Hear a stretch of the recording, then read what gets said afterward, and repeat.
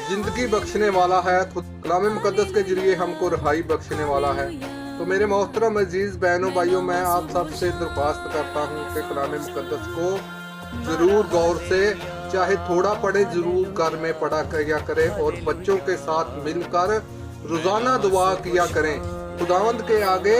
खुदावंद इस वसीले से आपकी तमाम दुखों को, बीमारियों को, बुरी सोचों को, बुरी ख्वाहिशों को दूर कर देगा और आप में मोहब्बती जज्बे को पैदा कर देगा, जैसा खुदा ने मोहब्बत हमसे की है।